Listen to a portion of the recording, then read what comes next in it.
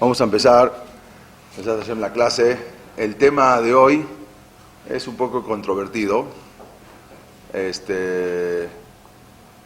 Vamos a ver cuál era. Estábamos justo en la historia del pueblo de Israel. Llegamos a los Yehudim, los judíos, en Holanda, cuando habían salido de España, de Portugal, que los perseguía la Inquisición. Y como habíamos dicho, Holanda fue uno de los países que nos abrió las puertas a los Yehudim. Y ahí fue cuando empezó a crecer mucho, que Holanda se hizo una potencia marítima muy grande, algo impensable en esos momentos, y a tal grado que después le quitó la conquista de Brasil. O sea, Brasil, que había sido conquistada por los portugueses, en un momento llega la flota marítima de Holanda y se queda con el norte de Brasil, que después lo vuelve a perder, y así Brasil quedó como una colonia portuguesa. Por eso hoy en día se habla portugués en Brasil. Pero bueno, estábamos después de lo que había pasado con un filósofo que se llamó Uriel Acosta. No sé si las señoras que no pudieron venir la semana pasada pudieron escuchar la clase, pero bueno, es la continuación. Que el problema que había es que llegaban los judíos, iban llegando a Holanda, pero llegaban después de haber vivido una vida completamente cristiana, una vida de goim, porque vivían ocultos y como ocultamente profesaban el judaísmo, pero abiertamente iban y estaban en las iglesias y en todos los lugares. Entonces, gente que ya venían muy influenciados. Entonces había que tener mucho cuidado, porque también esa gente, quizás de tanta gente que venía, entonces es como hoy en día lo que pasó en Israel cuando hicieron la apertura, que llegaron de Rusia los rusos. Llegaron tanta cantidad que muchos de ellos, por no decir la mayoría, pero muchísimos de ellos eran goim, y son goim. Y se están casando con Yehudim. Y a veces el problema es que también mucha gente que había venido también de Rusia son de la mafia, mucha gente trabajaron en la mafia. Entonces se hizo en Israel un problema, porque ya se organizó una mafia rusa y todo. Bueno, acá también el problema era que venían en el contingente de gente tan grande de España, pero gente que no sabías quién era, porque todos venían como gentiles, todos venían como goim. Entonces uno decía, bueno, no había diferencia. Ahí es peor todavía, porque venían como goim. Y decían, bueno, no, yo tuve tantos años viviendo como goy, 100 años, o 50, o 90 años, bueno, ahora quiero volver. Si no sabemos si quieres volver, no eres yudí, no eres, sí, porque mi abuelito, mi bisabuelito, y así me enseñaron las tradiciones. Entonces los jajamín tenían que ser muy estrictos. Por eso vimos también la manera que le hicieron el jerem, la excomulgación, el anatema, a Uriel Acosta en la clase pasada, que fue terrible, fue también demasiado, como lo hablamos también, pero los jajamín tenían que estar muy preparados para este tipo de cosas que podían llegar a pasar. Y el problema es que cuando pasaba se llevaba también a unos cuantos judíos también, que verdaderamente eran Yehudim. Baruch Espinosa, no sé si alguna vez estudiaron, escucharon siquiera la vida de Baruch Espinosa, un filósofo que hasta hoy en día se sigue estudiando su filosofía, que causó un enorme daño al pueblo judío, porque enseñando su sistema filosófico completamente contrario a lo que el judaísmo defiende, a lo que el Yahadut defiende. Y si no saben más o menos, y si no alguna vez o no escucharon, o quizás escucharon pero solamente por arriba, vamos a entrar un poquito en la filosofía, qué es lo que él decía. En otras clases que yo había dado en la Ciudad de Teca y en otros lugares, no ahondamos mucho en el tema, lo pasamos un poquito por arriba. Ahora sí vamos a hacer una clase especial de lo que era la filosofía y entender qué es lo que quería y por qué está mal. Quizás ustedes solas la van a entender, porque es hablar claramente, ¿sí? Porque a veces se puede llegar a entender diferente. Y mucha gente a veces, cuando empiezan a leer los libros que escribió, o el principal de ética que escribió el Baruch Espinosa, se empiezan a marear. Porque la gente empieza a entender algo diferente. Te lleva por un camino, hay que saber cómo entenderlo y cómo estudiarlo.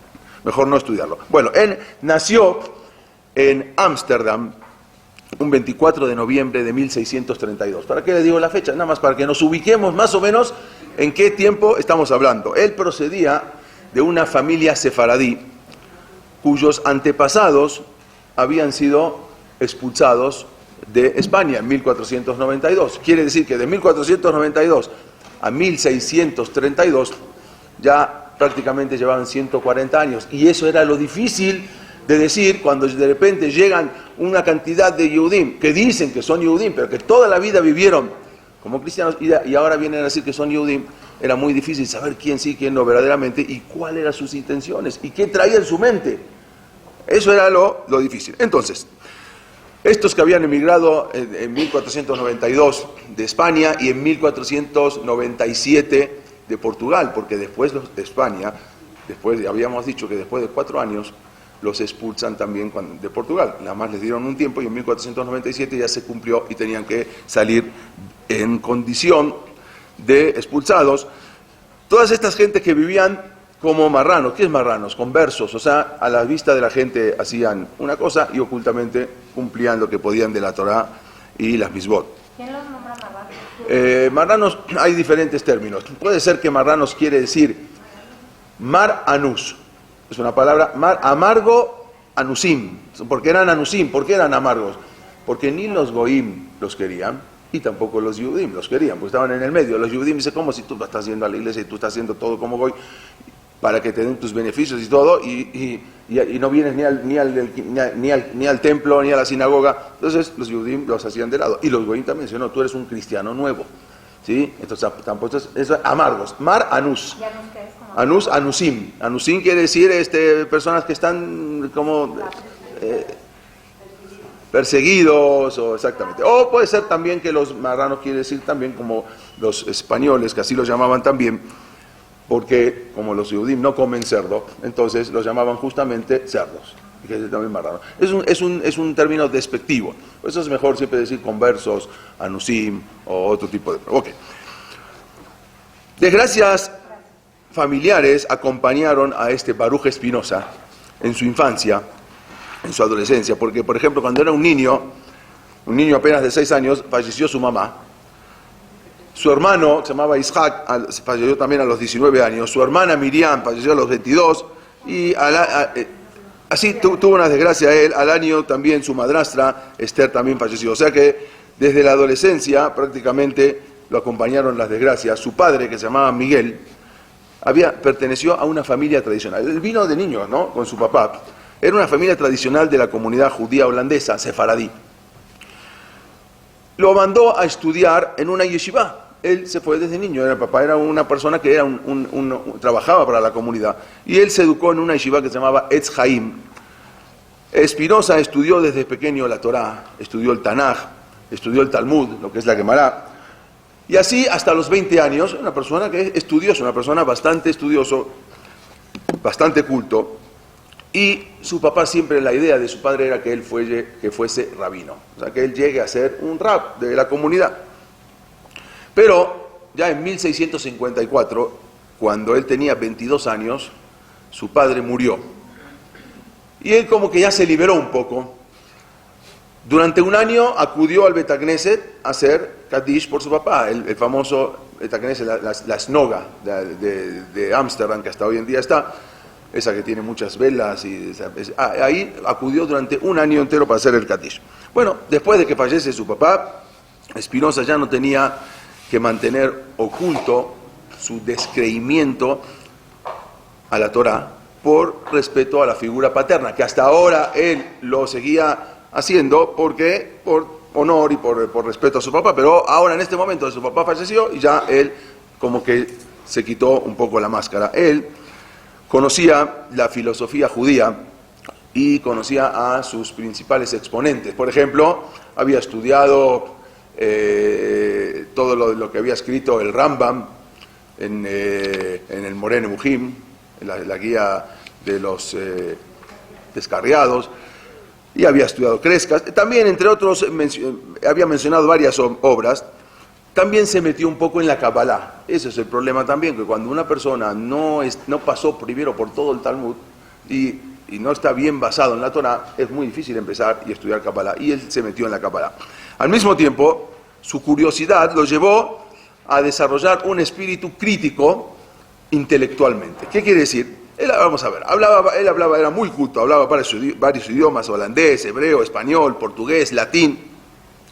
Se empieza a interesar mucho por las matemáticas, se empieza a interesar mucho por la física, la filosofía. Empezó a entender un poco el pensamiento racionalista de Descartes. Descartes también es un filósofo que también él llevó parte de eso, que ahora vamos a entender a qué se refiere. Bueno, al final, en el año 1656, con previas advertencias, porque el Bedim de Holanda, el Bedim de Ámsterdam, ya tuvo una experiencia hacía pocos años con Uriel Acosta, lo que hablamos la semana pasada. Entonces, no querían volver otra vez a pasar por lo mismo, ni tener que hacer un jerem, una excomulgación como lo habían hecho, que fue algo tremendo. Entonces el Bedim no quería volver otra vez a hacer lo que habían hecho. Entonces, incluso hasta le ofrecieron, le dieron ofrecimientos económicos. Te damos dinero, te mantenemos, te damos dinero para que no, la comunidad, los jajamín dijeron así, para que cambie Espinosa de parecer y no empiece a influir a la gente. O sea, el Bedim ya no quería tener más nada, no quería tener el mismo problema grave que ya habían tenido. Bueno, vamos a ver cómo presenta él, para entender un poco su filosofía, el Dios que Espinosa presenta en su libro Ética, que es el famoso libro de él, está muy lejos de ser el Boré Olam tradicional de las religiones monoteístas, no solamente del judaísmo, estamos hablando del cristianismo y también del islamismo. O sea, como que él tampoco iba con ninguna, no es que, bueno, no soy judío, pero me voy al cristianismo, tampoco. Lo que Spinoza llama Dios o naturaleza, Deus silve natura, ese es el famoso que él dice, Dios o la naturaleza, eso que vamos a explicar a qué se refiere, carece de todos los atributos de Dios. Todo lo que nosotros pensamos en Boré Olam que puede llegar a ser, que es, él lo tira abajo. Según él, y ahora entramos en su filosofía, según él, Dios no tiene voluntad personal, no tiene emociones, no tiene preferencias, ahora vamos a explicar, no formula planes, no emite mandatos, no tiene expectativas ni hace juicios. Vamos a ver por qué, cómo llegó una persona, cómo puede llegar a pensar así. Bueno, el Dios de Spinoza, como él lo dice, no es bueno, no es sabio ni justo. Para él es un error pensar en Dios en términos normativos y de valor. Ahora vamos a entender, les voy a aclarar un poco a qué se refiere. Lo que Dios es para Spinoza es la naturaleza misma. O sea, la misma naturaleza es el Dios. El Dios y la naturaleza es una sola cosa, el panteísmo. Ahora les voy a explicar a qué se refiere, que todo se enlaza en una sola cosa. Por lo tanto, para Spinoza no hay creación divina, no hay libre albedrío. La persona lo que hace es porque ya está destinado que lo va a hacer. Y lo que hace y lo que piensa es porque ya está. Para él, incluso más, no hay nada después de la muerte. No hay Sahar ni Onesh, no hay ni previo ni castigo. No hay revelación divina en el Har Sinai, para él no existió. Para él no hay que rezar ni suplicar. ¿Por qué? Porque, y no los quiero confundir con esto, él dice, ¿dónde está Dios? Yo les pregunto a ustedes, ¿dónde está Boré Olam? En todos lados. ¿Boré Olam está aquí? ¿Está acá? Muy bien. ¿Está en mí? ¿Está dentro de mí? Quiere decir que yo soy Boré Olam. Está dentro de mí. Si Dios me puso, insufló una parte de su ser en mí, entonces quiere decir que yo soy Boré Olam. Entonces, según él, no tengo por qué rezar ni por qué suplicar, porque yo mismo tengo una parte de Dios. Entonces, ¿cómo me le estoy suplicando a Dios si yo soy Dios? Si yo limito y digo que no está en mí Dios, entonces lo estoy limitando a Boré Olam. Entonces, ¿lo limito o no lo limito? Si Boré Olam es todo, entonces yo soy parte de Boré Olam. El mundo es Dios y todo es Dios, y la naturaleza es Dios. Eso es lo que él piensa, y por lo tanto, entonces, si yo soy Dios, no hay libre albedrío. No es que digo, voy a hacer esto, y si hice algo mal, bueno, pues hice algo mal porque Dios lo está haciendo mal. Eso es un poco la filosofía de él. Eso, en cuanto a algunas de sus ideas, vamos a resumir sus pensamientos en pocas palabras. Esto es lo que se llama panteísta. que es panteísta, lo que significa es que Dios y la naturaleza eran idénticos, es una sola cosa. Bueno, de acuerdo a esta tesis, todo es Dios, todo, quien es eterno, y el universo también lo es. Para Él, el universo es eterno. Nosotros sabemos que no, Dios es eterno, pero el universo no es eterno. Para Él, el universo y Dios es lo mismo, y eso es eterno. Para el Da'at Yehudí, para el pensamiento judío, que nosotros partimos de la Torá, Dios, efectivamente, como dijimos, sí es eterno. Allá, Obebe Iye, Asher Iye, le dijo a Kadosh Baruj Hu, le dijo a Moshe, ¿quién eres tú? Iye Asher Iye, yo soy el que seré, eterno. Allá, Obebe Iye, eso sí sabemos que es así. Pero el universo no. ¿Por qué? Porque pues el universo fue creado por Boreolam. Es decir, de la nada. Beaitá, el mundo era Tohu Vabou. Tohu Vabou quiere decir que no había universo, no había nada, era nada, absolutamente. Vino Kadosh Baruj Hu y creó el universo.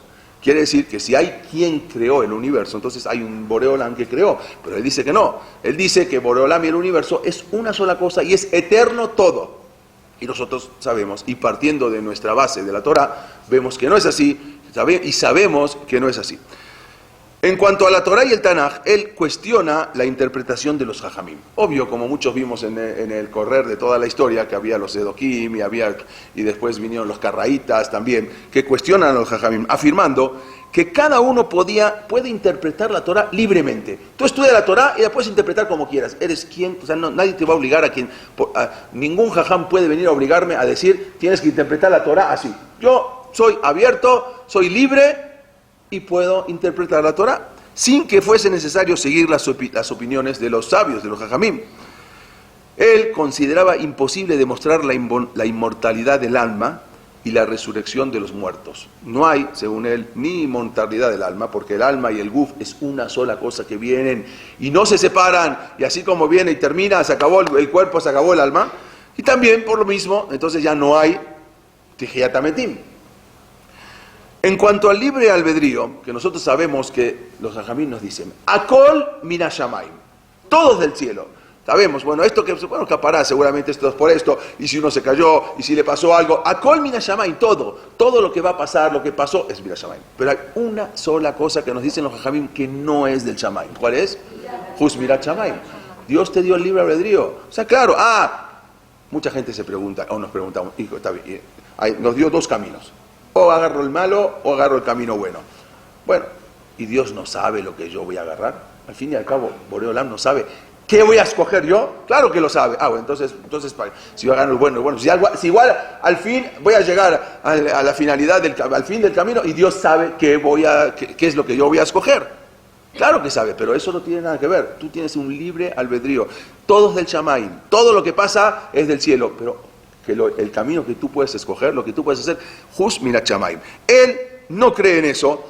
Él dice que el hombre tiene, en cuanto al libre albedrío, él quita al hombre de la libertad y de la responsabilidad de sus actos. ¿Por qué? Porque si no hay libre albedrío y yo hago abonot, hago cosas malas, de todas maneras no hay libre albedrío. Era lo que yo tenía que hacer. Entonces, quita el libre albedrío. Entonces la persona ya no es responsable de sus actos. Ya cada uno ya no, yo lo que hago no soy responsable, puesto que, según él, el hombre actúa bajo los designios del Creador. Todo lo que yo hago, soy Boreolam, está Boreolam dentro de mí, y si yo hago un abón, es que Dios lo está haciendo el abón. Y si Dios, no lo limitamos, porque Boreolam está en todos lados. Entonces, si Boreolam está en mí y yo hago un abón, entonces Dios está haciendo el abón. No es que yo soy Dios, yo soy parte de Boreolam. Él dice que solo Dios es plenamente libre, no los seres humanos. Los seres humanos no son libres, los seres humanos actúan bajo el designio de Boreolam, incluso en Irat Shamayim, incluso en el libre albedrío. La libertad, según él, no depende de la voluntad, sino del entendimiento. Por lo tanto, la presunta libertad del hombre para elegir el libre albedrío no tiene valor. No hay valor, no tiene valor, no hay libre albedrío. El hombre no puede tener una voluntad libre. Él dice, el creer en su libertad es fruto de la imaginación. El que piensa que uno tiene libertad de escoger, eso es una imaginación, no es cierto, según él. De más está decir que esta postura contradice completamente a lo que nos enseñan nuestros sabios, nuestros jajamim, que el libre albedrío sí existe y es uno de los principios fundamentales de nuestra existencia. El libre albedrío, el yo escoger. Mucha gente preguntó, dentro de todas las preguntas que tenemos, ¿cómo? Y esto quizás le va a doler un poquito, pero bueno, es la realidad. Una de las famosas preguntas es, ¿cómo Boreolam dejó que Imaj Shemó, Hitler, matara a 6 millones de judíos? Y como la gente se pregunta, ¿y dónde estaba Dios? ¿Dónde estaba? ¿Dónde estaba Boreolam? ¿Cómo permitió que tanta gente muera? Hay muchas respuestas y hay otras que no son respuestas y hay muchas cosas que no vamos a tener respuestas o no vamos a obtener hoy respuestas sobre eso. Pero una de las tantas respuestas es que Boreolam creó el libre albedrío. Y el libre albedrío es que si una persona viene y mata, eso se llama libre albedrío. Y si Boreolam viene y dice, tú no vas a matar a nadie, y lo mata, y lo asesina a él, y se muere Hitler, entonces ¿dónde está el libre albedrío? Esto es difícil de entender. Si una persona, está escrito así, que dicen los jajamim, y ahora con esto van a entender un poquito más. Cuando vino Yosef, que empezó a acusar a los hermanos, vinieron los hermanos y ¿qué dijeron? Vamos a matar a este. Este viene, va a la Jalamot, y va a la Jalamot, viene, ahora vino el soñador, que siempre habla mal de nosotros con nuestro papá. ¿Qué dijeron? Ya, vamos a matarlos. Vamos a matarlo y vamos a agarrar su camisa, su túnica, la vamos a ensangrentar con sangre del borrego, del cordero, vamos a decir, Hayarra, vamos a ir con nuestro padre Jacob, ¿sabe qué? Papá se murió, lo mató una fiera. Esa era la intención de ellos. ¿Cuál era la intención? De matarlo. ¿Lo podían matar o no? Yo os hago una pregunta. Una persona viene y mata a otro. Lo mató de un balazo. ¿Eso quiere decir que esa persona estaba destinado en el Shammai que tenía que morir o no? Bueno, yo les voy a decir una cosa. No. Están equivocados. La persona tiene libre albedrío a fin de matar. Ahora les voy a explicar. ¿Qué vino su hermano Rubén y les dijo, ¿para qué lo vamos a matar? Mejor, no, vamos a echarlo a un pozo. Ah, pero en el pozo está lleno de alacranes, está lleno de víboras. ¿Lo van a matar las víboras? Las víboras lo van a matar, puede ser, pero nosotros no lo matemos. ¿Cuál era la intención de Rubén? Escuchen bien. De salvarlo. ¿Cómo salvarlo? Si igual lo estás matando en el pozo. Si de todas maneras... Y si le toca morir con un balazo, con una espada... Pero ya es la responsabilidad de otra persona. Escuchen bien. La persona sí puede matar, aun que no está destinado que esta persona vaya a morir. Solamente la persona, porque la persona tiene libre albedrío, los animales no. Dijo Rubén, nosotros, ¿para qué lo vamos a matar? Él pensó, dijo, ¿para qué lo vamos a matar? Igual lo estás... Sí, pero yo lo estoy tirando al pozo, nosotros nos vamos a ir. Si él no tiene que morir, no va a morir, porque el animal no mata si la persona no tiene que morir. Nosotros nos vamos, ya, Yosef que se queda ahí. Si es que tiene que morir, que muera. Si no tiene que morir, que no muera, no va a morir. Pero nosotros, no, el libre albedrío... ¿Qué es el libre albedrío? Lo van a echar ahí. Él no tenía que morir porque va a morir. No, por eso, no va a morir. El libre albedrío es de una persona de escoger lo que uno quiere hacer, sus actos. El otro es pasivo. Entonces, él dice, nosotros podemos matarlo, aunque Yosef no merezca morir, porque el ser humano puede matar a otro, aunque no esté destinado a morir. Ese es el libre albedrío de matar a otro. Pero un animal no tiene libre albedrío. Entonces, si nosotros lo echamos y él no tendría que morir, entonces no va a morir. Cuando nos vayamos, se va a salvar de alguna manera y se va a ir. Esa es la intención de Rubén. Cuando volvió después a sacarlo del pozo, se dio cuenta que al final los hermanos ya lo habían vendido, no lo habían echado al pozo. Y ahí fue toda la historia. Pero es porque si uno se pone a preguntar, bueno, ¿qué es lo mismo? Si igual lo matas tú, o lo mata la víbora, o los alacranes, es lo mismo. No, no es lo mismo. Una persona sí tiene libre albedrío para matar, pero un animal no. Entonces, esto es la postura, eso es lo que nos enseñan los hajamim. En cuanto a los milagros, a los nisim, a los milagros que cuentan la Torá, y Yetziat Mitzrayim, y todos los milagros, y el man que caía, según él, no los niega. Spinoza no los niega, sino que los interpreta de manera racional en concordancia con las leyes de la naturaleza. Bueno, esto vino y se abrió el mar, no, porque abrió el mar porque hubo exactamente en el mismo un volcán Vesubio que hizo una erupción muy grande y llegó, y hasta que el mar hizo como un tsunami y el mar se retrajo, porque al principio del tsunami primero el mar se va todo para atrás. Bueno, eso, entonces todas las cosas las va interpretando de acuerdo a la naturaleza. No niega que hubo ese milagro, pero ese milagro fue por la naturaleza. Él trae un tratado teológico que dice que en los milagros que habla de la Torá, y dice: nada encontré que no esté de acuerdo con la razón. Todo tiene su razón de ser. Llegué a esta condición o a esta conclusión que la Torá deja a la razón en completa libertad. Él dice así: lo que no puede ser explicado por los principios de las cosas naturales, tales como la razón nos lo presenta. ¿Qué quiere decir? Es muy probable que la Torá, él dice, haya muchísimos milagros que se pueden explicar justamente y perfectamente de acuerdo a los principios que rigen en la naturaleza. Y empezó esto, y los jajamim ya estaban desesperados, y no querían hacerle el jerem, y no querían excomulgarlo, porque ya tuvieron la experiencia anterior. Incluso la iglesia también ya estaba asustada, porque esto también atentaba contra la iglesia. Entonces, los libros de él fueron puestos por la iglesia en el índice de libros prohibidos. También la iglesia prohibió sus libros. Los rabinos de Ámsterdam realizaron entonces varios esfuerzos para tratar de convencer a Spinoza que dejara de publicar y defender sus puntos de vista. Pero todo, desgraciadamente, fue en vano, por más que le insistían, por más que le pedían. Claramente, cuando uno empieza a desmantelar estas ideas, vamos a ver un poco de lo que era Spinoza. Esto era cuando él iba por las calles, ¿sí?, con la gente, insistiéndole. Y ahí era cuando en las plazas públicas, en la calle, se veía cuando él iba, y la gente incluso se le asustaba, porque nunca habían escuchado una cosa así. Claramente, cuando uno empieza a desmantelar estas ideas, las críticas de Spinoza es devastadora. Y cuando uno se mete en su filosofía, eso es algo muy grave, puede ocasionar un alejamiento, porque él disminuyó lo que es el origen divino de la Torá. Entonces ya no queda pie a la noción de que el pueblo judío es el pueblo elegido. Él decía que no tiene nada que ver, el pueblo judío no es el pueblo elegido. Cada uno ahora, según él, puede pensar que él es el elegido. Pues, ¿quién dijo que el pueblo judío? Yo soy el elegido.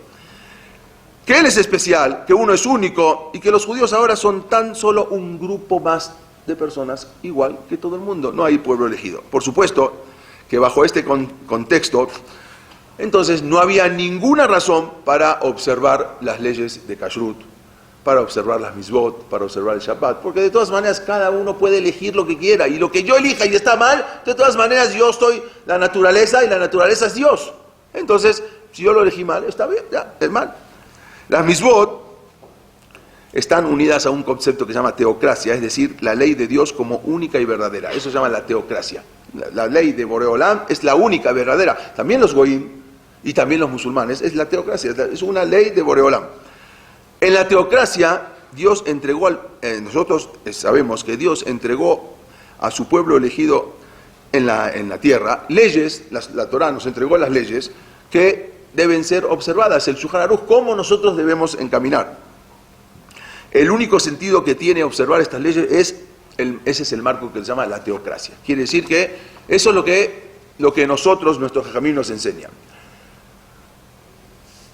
Cuando él sostiene que cuando los Yehudim fueron expulsados de la tierra, cuando ya no vivíamos en Israel, ya nos expulsaron, y ahora vivimos o vivían dentro de un poder de otro gobierno, ya sea cristiano, ya sea musulmán, para Spinoza ya no había la necesidad de observar las leyes de la Torá, porque ya vives en otro lugar, sino que tienes que observar las leyes del Estado, no las leyes de la Torá. La Torá terminó, la Torá fue hasta Israel. Cuando saliste de Israel ya eres libre, ya tienes que observar. Entonces, los jajamim, él decía que no son como cualquier otra persona, son un ser humano más, que lo único que hace es estudiar y leer. ¿Qué hacen los jajamim? Todo el día estudian y leen, y todo esto uno es sujeto, uno puede escuchar lo que dicen los sabios. Si le hace bien y si le sirve, lo adapta. Pero, si no, puede ser uno indiferente a las sugerencias. O sea, los sabios son una persona más, los jajamim no tenemos que escucharlo. O sea, todo esto le estoy platicando qué es lo que, para después saber por qué le hicieron lo que hicieron. Por lo tanto, ya nadie necesita observar las leyes y las misbot como algo significativo. Lo único que tenemos que observar es las leyes del Estado, lo que nos impone el Estado. Ya él quita la noción de ser el pueblo elegido y él desarma en un libro todo el pensamiento de miles de años. En un solo libro tira toda el pensamiento, esa estructura abajo. Por lo tanto, lo que Spinoza ha hecho es finalmente destruir la Torá, destruir las mitzvot y destruir a Israel como un pueblo distinto, como un pueblo particular, como un pueblo único. Él destruyó lo que es la autoridad rabínica, destruyó lo que es los milagros, destruyó la lectura de la Torá, destruyó el relato histórico de la Torá. ¿Por qué destruyó el relato histórico? ¿Cómo hizo todo esto Spinoza? La clave de Spinoza es la siguiente. Él dice que toda la Torá y todos los neviim, los profetas, son solamente unas fábulas, ¿sí? Unas leyendas. Todas esas historias que trae la Torá, para Spinoza, fueron escritas porque las personas antiguamente no eran bien educados, no podían comprender el mundo como lo comprendemos ahora nosotros, y necesitaban que venga la Torá y que venga el Tanaj y te cuente esas fábulas, esos mitos de esos patriarcas, de esos abot, de sus esposas, y todas esas historias, esas historias éticas y morales, eran necesarias para educar al pueblo. Pero era todo un mito, era toda una leyenda, era toda una fábulas. En pocas palabras, según él, ser una buena persona de acuerdo al pensamiento racional, sin tener que practicar el judaísmo. Él decía, no necesito, y esto hasta ahora mucha gente lo dice, y hay que pensarlo bien, no necesito ponerme tefilim ni comer kasher para ser una buena persona. O sea, para estar bien con Dios no necesito ser kasher, no necesito ponerme tefilim. Incluso, según él, podemos encontrar la verdad más profunda sin el judaísmo, sin el cristianismo y sin el islamismo. Si una persona quiere buscar la verdad, puede profundizar y encontrarla y no necesita llegar a las religiones. En pocas palabras, no hace falta ser religioso para ser una buena persona. Para ponerlo en las palabras propias de Spinoza, él decía así: debe permitirse a la mente humana alcanzar la verdad fuera de los dogmas y los presupuestos históricos heredados, ya que la libertad del pensamiento es la acción más sagrada. O sea, él tiene que decir a la mente humana que llegue a la verdad solo. No necesito ayuda de los jajamim, no necesito ayuda de la Torah. Tú puedes llegar a la verdad. Por lo tanto, no necesitamos las leyes rituales, no necesitamos nada de misbot, no necesitamos la Torah. Solamente necesitamos usar el intelecto, la racionalidad, la mente. El pensamiento, él dice, es el acto más sagrado. En consecuencia, para Spinoza, él había dicho que no hay que seguir con el judaísmo ni con esa idea del pueblo elegido. La religión es solo significativa cuando es universal. La idea de la libertad absoluta, de hacer lo que uno quiera, lo que uno le plazca, de seguir el instinto que uno le incita y destino, todo eso contradice a las misbot. Porque si no, ¿para qué están las misbot? ¿Para qué los jajamim o para qué la Torah nos da las misbot y nos dice cómo tenemos que comportarnos? Él dice que no, tú tienes que comportarte de acuerdo a tu raciocinio, no de acuerdo a la Torah. En otras palabras, lo que dice Spinoza es que tenemos que cambiar el sistema de las halajot, el sistema de las leyes, por un nuevo sistema que es un sistema secular, un sistema creado por el hombre. Todo esto es lo que representa el argumento de Spinoza.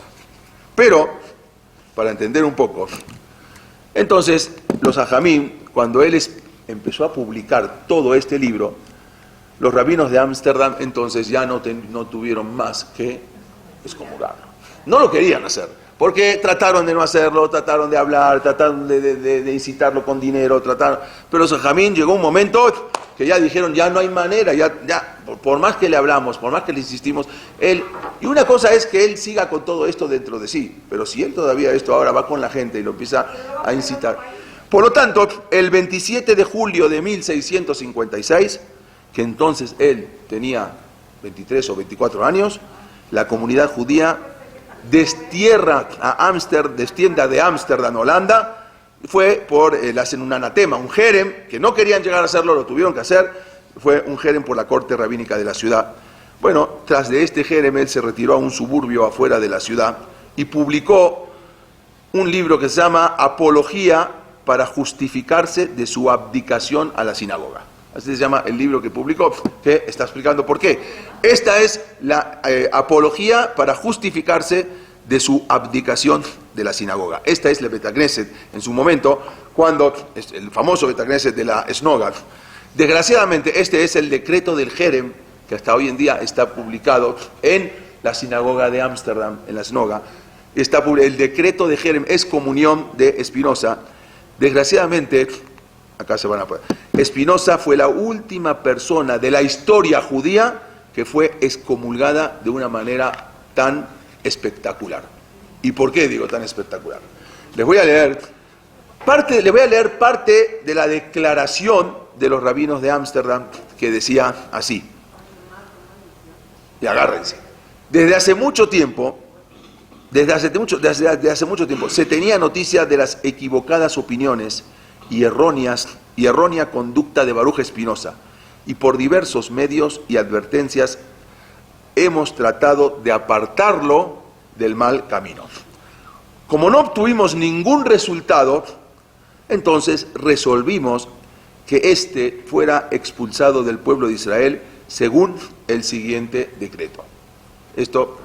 Expulsamos, execramos y maldecimos a Baruch Spinoza ante los libros Kadoshim, los libros santos, con sus 613 preceptos, con la excomunión, con la misma excomunión que Yoshua hizo jerem, excomulgó a Jericó, y con la maldición de que Elisha maldijo a unos hombres, y con todas las execraciones escritas en la Torah, con todas las maldiciones escritas en la Torah. Y ahora viene, dice, y así le escriben: maldito sea el día, maldito sea de día y maldito sea de noche, maldito sea cuando se levante, maldito sea cuando se acueste, maldito sea cuando sale, maldito sea cuando regresa, que Dios no lo perdone, que la cólera y el enojo de Boreolam se desaten contra este hombre y arrojen sobre él todas las maldiciones escritas en la Torah.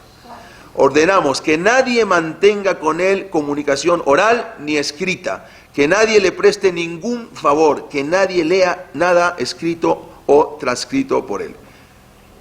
Spinoza debe ser excomulgado y extirpado del pueblo de Israel. Que Dios nunca lo perdone y que se borre su nombre debajo del cielo. Y se le advierte a toda la congregación que nadie puede conversar con él de ninguna manera, tampoco le pueden prestar ningún servicio o permanecer junto a él bajo el mismo techo o acercársele a él a menos de Arba Amot, ¿sí? Dentro de las 4 Amot, dentro de los 2 metros. Esto fue parte de lo que le hicieron, de la excomulgación que hicieron los Jajamim. No había Hayam Mitah, no había pena de muerte, pero hicieron unas excomulgaciones. Y cuando hacen un jerem, los Jajamim, el jerem es Baal Shamayim, los Jajamim lo que los Jajamim decretan acá, ¿sí? Saddik Gozer Be'Akadosh Mekayem, Dios lo cumple. Y ellos hicieron un decreto. Esta excomulgación significó para Spinoza perder toda relación con los Yehudim, incluyendo su familia, pero él igual pudo mantener contacto con otros intelectuales cristianos humanistas. Pero cuando Baruch Spinoza publicó entonces el libro, negando el origen divino de la Torah, entonces de ahí los Jajamim cortaron, como dijimos, completamente todo con él, y ya no hubo absolutamente nada más con él. Su obra... ¿Se queda en Holanda o...? No, se queda en Holanda, nada más que se va a La Haya, ¿sí? A otro lugar, ahora vamos a ver. Y él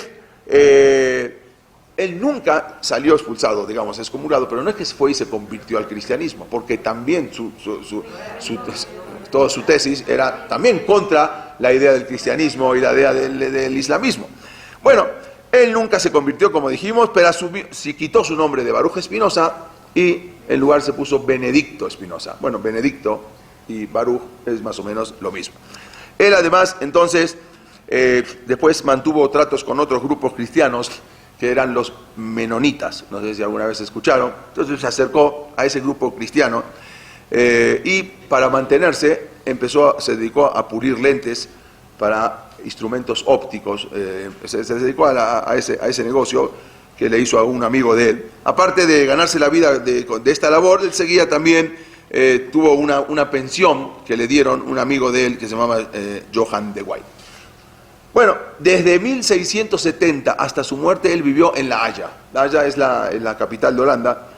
Y él luego se enfermó de tuberculosis y murió el 21 de febrero de 1677 cuando solamente contaba 44 años. O sea, todo esto en tan poco tiempo lo hizo.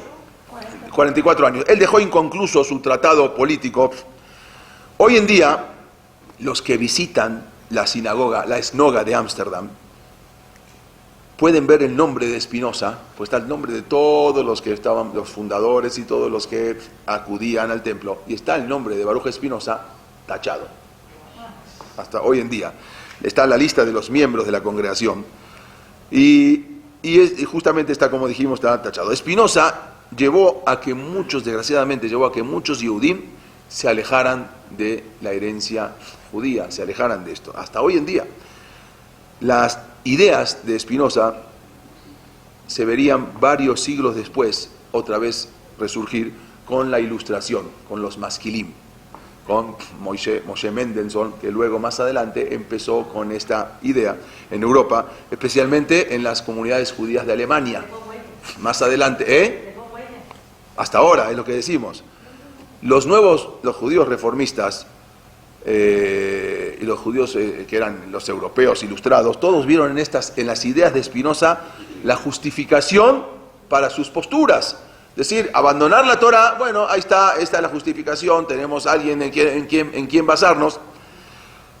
En 1954, cuando era el primer ministro David Ben Gurión, entonces le manda una carta al rabino de la comunidad de Ámsterdam. El rabino se llamaba Salomón Rodríguez Pereira. Van a decir ¿qué nombre? ¿De dónde es el nombre? Bueno, ahora el nombre que tenían de origen porque eran marranos. Este es el rabino de Ámsterdam. Y él, Ben Gurión, le mandó una carta, especialmente al rabino y a la comunidad sefaradí, pidiéndole revocar el jerem, la excomulgación. Estamos hablando en 1954.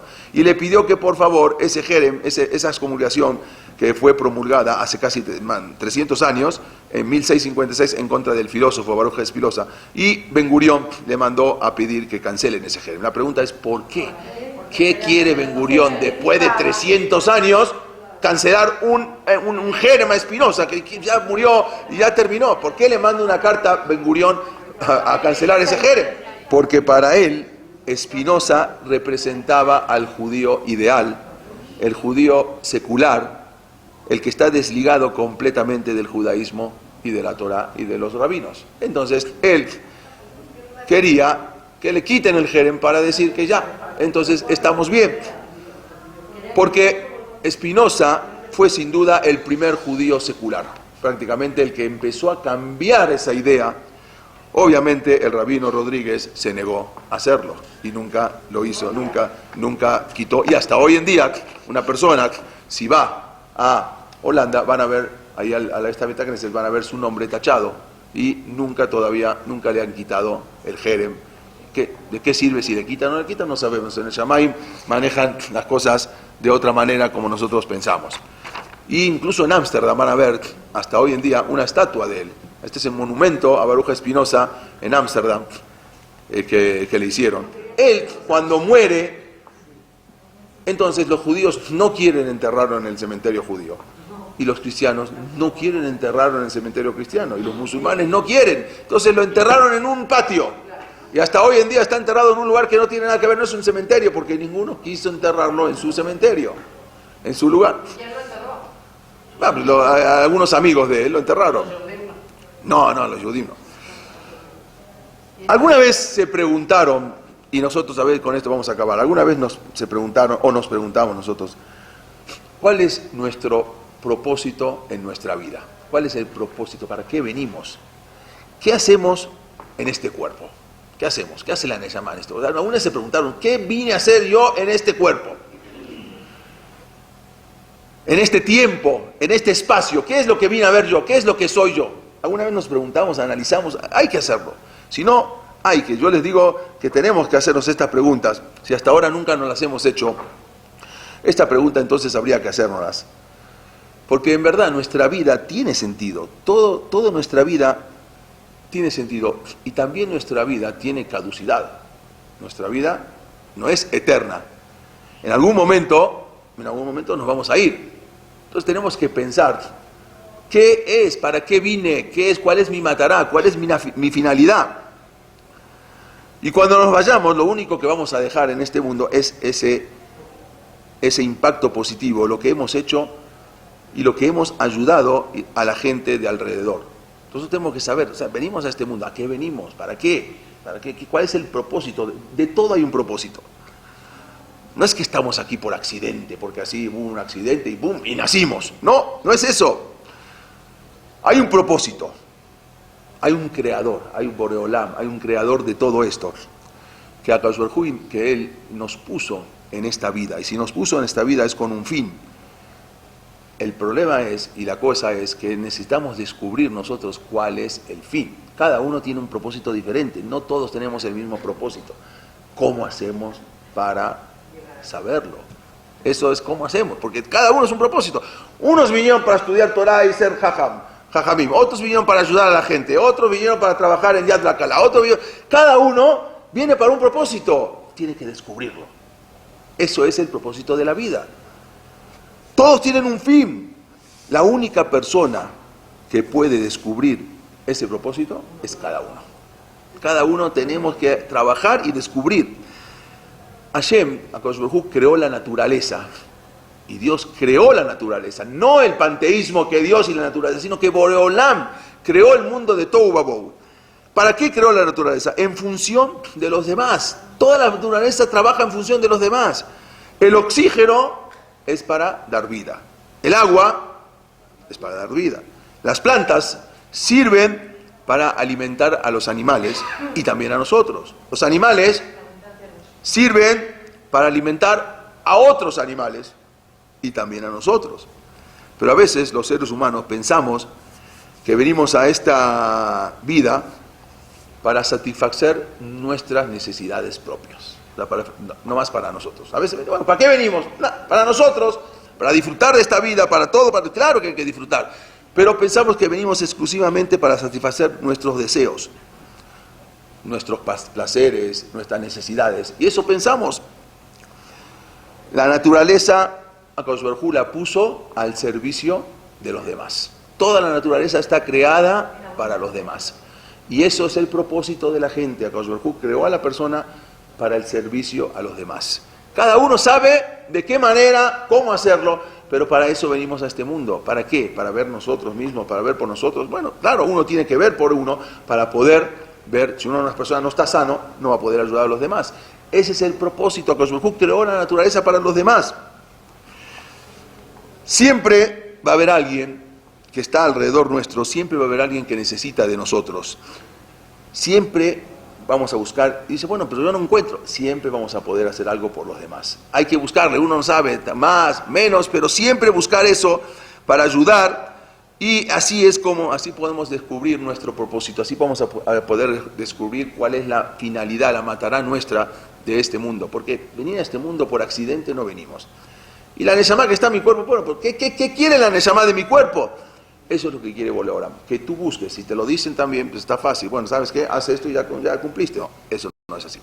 Tenemos que descubrir a qué venimos cada uno a este mundo. Tenemos que saber que todo el mundo venimos, toda la gente venimos a esto exclusivamente para los demás, para entender este mundo. Para Akadosh Baruj Hu nos mandó, no solamente así porque sí, sino por saber.